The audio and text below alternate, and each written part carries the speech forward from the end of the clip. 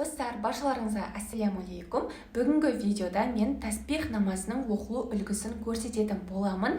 Бірақ сіздерге мынаны айтып кеткім келеді. Тәсбих намазын не үшін оқу қажет, қандай тәсбих айтылады және де маңызын түсіндірейін.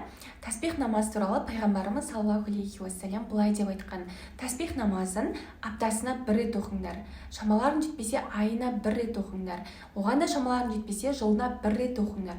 Оған да шамаларың жетпесе өміріңде бір рет болса да тәсбих намазын оқы деп айтып кеткен еді.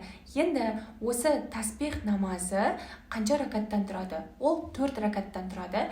Әрбір ракатта 75 рет тәсбих айтылады. 75-ке 4-ті көбейтсек 300. Жалпы 300 рет тәсбих айтылады. Ол тәсбихтің үлгісі мынандай: Субханаллахи вальхамдулиллахи ва ля иляха илляллаху валлаху акбар.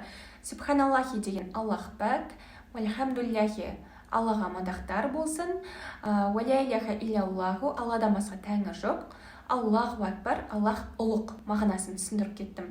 Жанына егер ауздарыңыз шаршамаса, уәля хауля уәля қуата илля биллахил алил азим дегенді қоссаңыздар да болады. Яғни Алладан басқа күш қуат иесі жоқ деген мағынаны білдіреді. Яғни тәсбих айтып отқандай Алланы пәктейтін, ұлықтайтын сөздерден тұрады.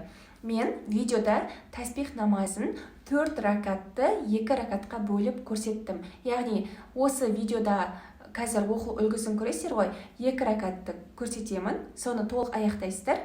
Одан кейін тура солай тағы да 2 ракат оқисыздар. Түсінікті ғой? Жалпы сол кезде 4 ракатқа жететін болады. Жаңағы сөздерді қазір жазып қоямын. Соны бір рет скриншот жасап алыңыздар.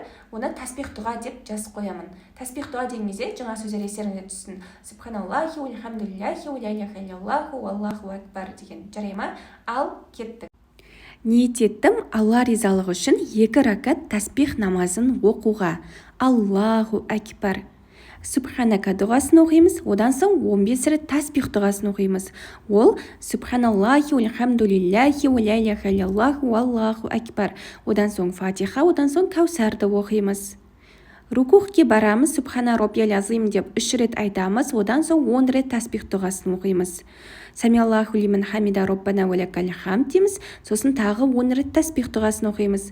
Сәждеге барамыз, Субхана роббиял а'ля деп 3 рет айтамыз, одан соң 10 рет тәсбих дұғасын оқимыз. Отырамыз, 10 рет тәсбих дұғасын оқимыз. Екінші рет сәждеге барамыз, Субхана роббиял а'ля деп 3 рет айтамыз, одан соң 10 рет тәсбих дұғасын оқимыз. Сәждеден тұрамыз, екінші ракатқа 15 рет тәсбих дұғасын оқимыз, одан соң Фатиха, одан соң Ихлас сүресін оқимыз, одан соң тағы 10 рет тәсбих дұғасын оқимыз. Рукухке барамыз, Субхана роббиял азим деп 3 рет айтамыз, одан соң 10 рет тәсбих дұғасын оқимыз. Самиаллаху лиман хамида роббана ва лакал хамд, сосын 10 рет тәсбих дұғасын оқимыз рукухте тұрып. Сәждеге барамыз, Субхана роббиял а'ля деп 3 рет айтамыз, және де 10 рет тәсбих дұғасын оқимыз. Отырамыз, тағы да 10 рет тәсбих дұғасын оқимыз. Екінші рет сәждеге барамыз, Субхана роббиял а'ля деп 3 рет айтамыз, сосын 10 рет тәсбих дұғасын оқимыз.